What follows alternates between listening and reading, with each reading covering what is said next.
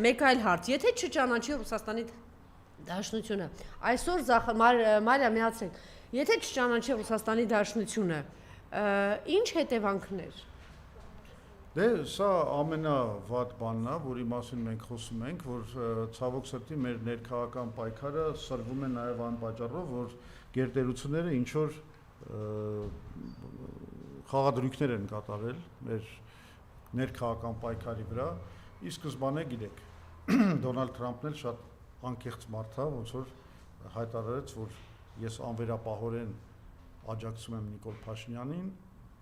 որովհետև ինքը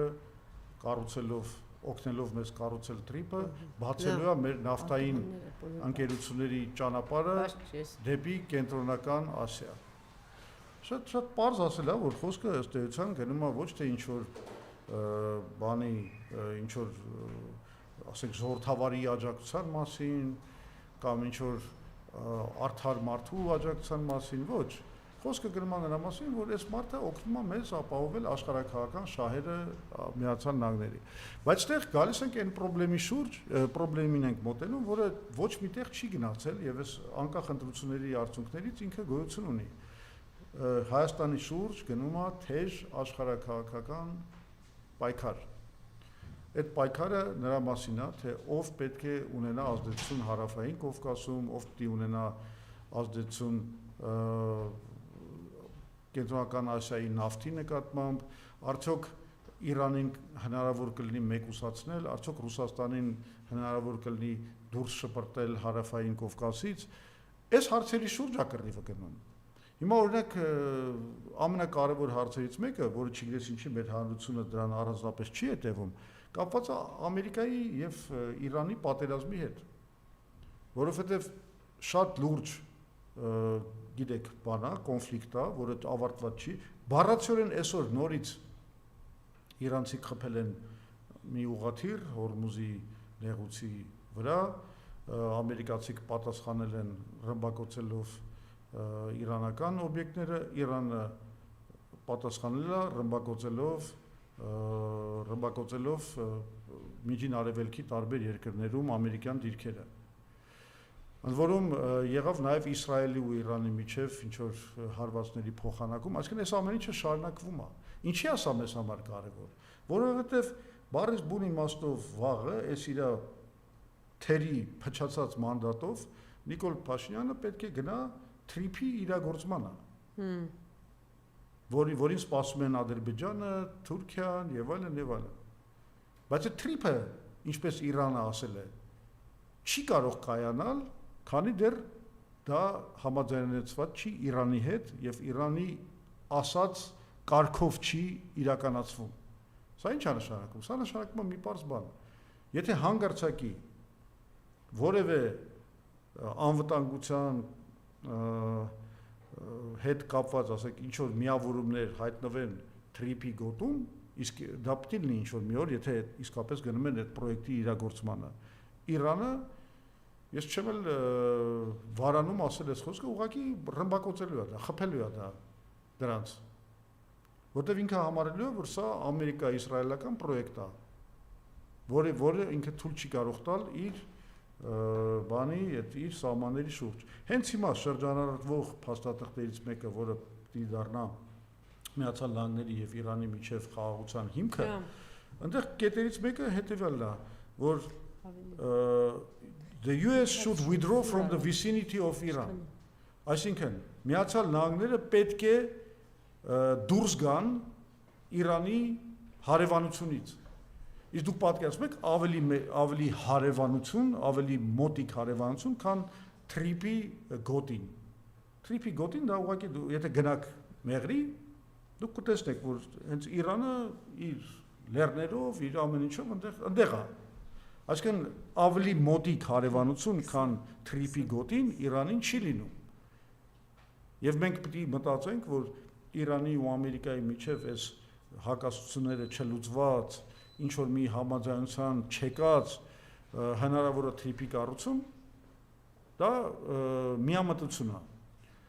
Իսկն մենք ստեղ հիմա գնալու ենք շատ փոթորկալից մի շրջանով աշխարհաքաղաքական հակամարտությունների, հակասությունների եւ այստեղ Նիկոլ Փաշինյանի ներվոզությունը, այդ նյարդայնակությունը նաեւ դրանով պայմանավորված, ինքը հասկանում է, որ ինքը շատ թուլացած մանդատ ունի, շատ։ Իդեպ այսօր մամուլում գրել էին, որ Ադրբեջանում էլ անհանգստություն կա, որ սահմանադրական մեծամասնություն ինքը չունի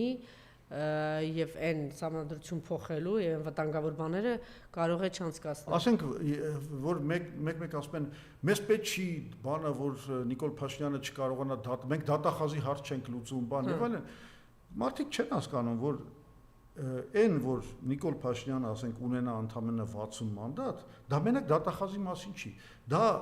իր իշխանության ինտեգրալ հնարավորությունների մասին է ամբողջական որը այնքան սահմանափակ է լինելու որ ինքը բավականին մեծ վերահսկողության տակ կարա հայտնվի եւ ընդդիմության կողմից եւ ժողովրդի կողմից եւ հասարակության կողմից էսա շատ կարեւոր բան իսկն այս բաները գիտեք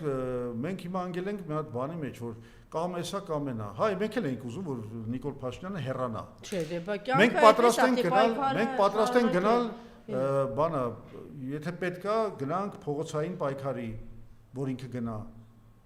ամեն ինչին էլ պատրաստ ենք չէ ազատագրման պայքար ամեն ինչին էլ այո դի պատրաստ լինենք դու ասում եմ քաղաքականությունը մի քիչ ավելի բարդ բան է այսինքն դու բոլոր ուղղություններով պետք է ունենաս ինչ որ պաշարներ ինչ որ զինամթերք ինչ որ զինամթերք իհարկե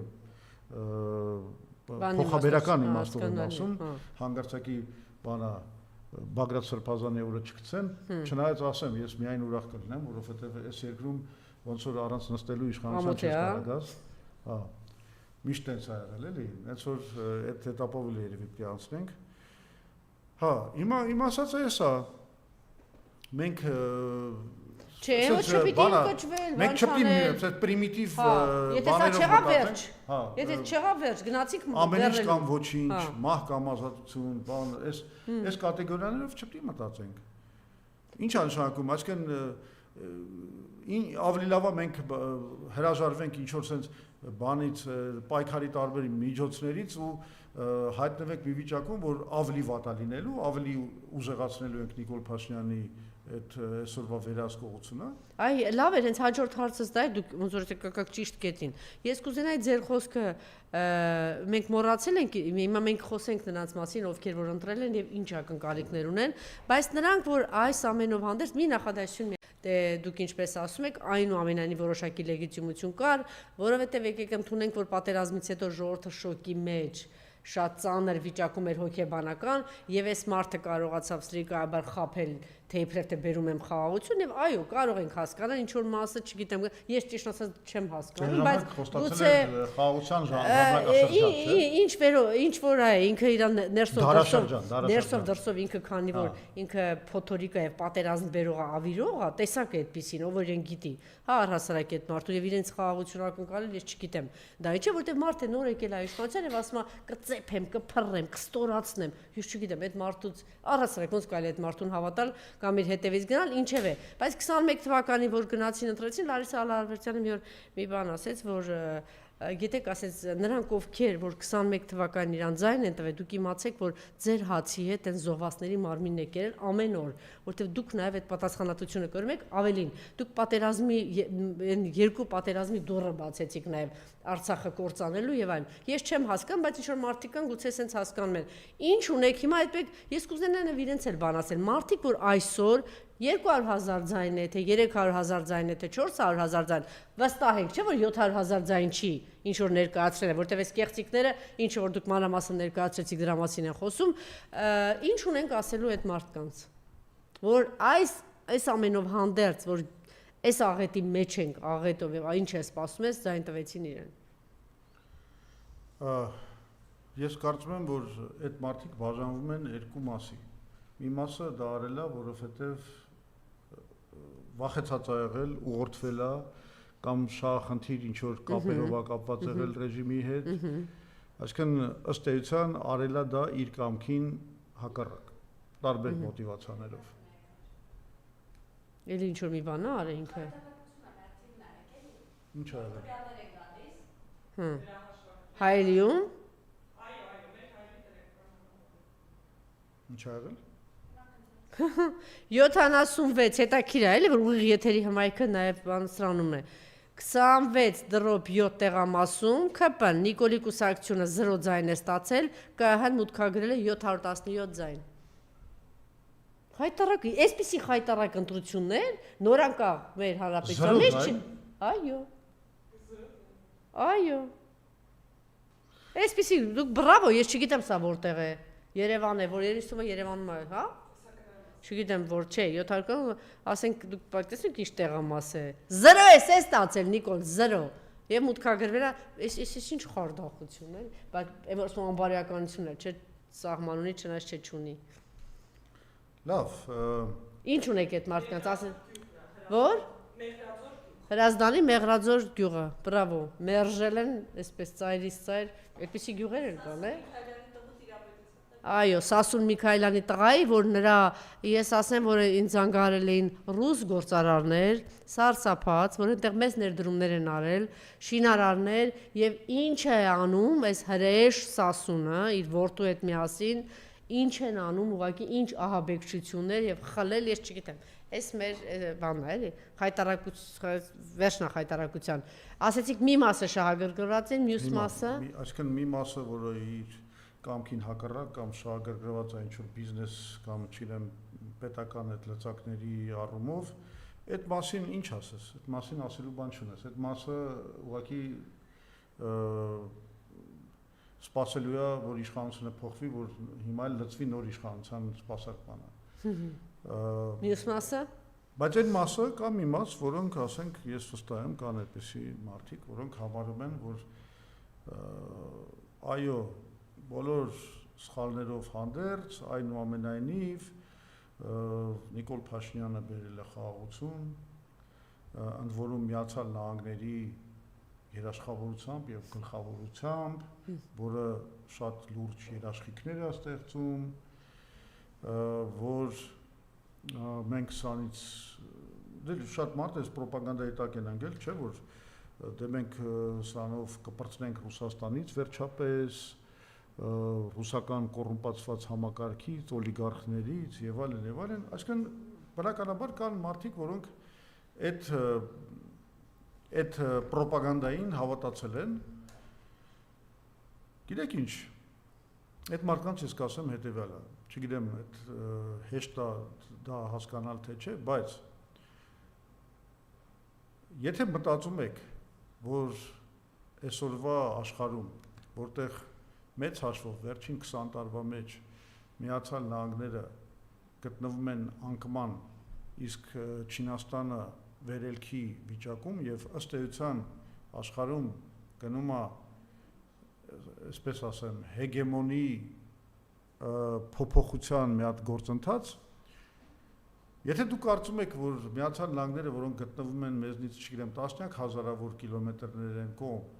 դա այնպիսի երաշխիք է, որ երկարաժամկետ մենք կարող ենք դիտարկել որպես ապավեն, իմ կարծիքով դուք սխալվում եք։ Իրականում աշխարհաքաղաքական իրավիճակը շատ արագ է փոխվում, Իրանը հզորացել է, Միացյալ Նահանգները Իսրայելի հետ միասին չկարողացան Իրանին ծնկի բերել եւ Հայաստանի այս միակողմանի լուծումը թրիփով, որում մենք ըստ էության սպասարկում ենք Միացյալ Նահանգների եւ Իսրայելի շահերը, Թուրքիայի եւ Ադրբեջանի շահերը, սա իրականում շատ վտանգավոր մի հատ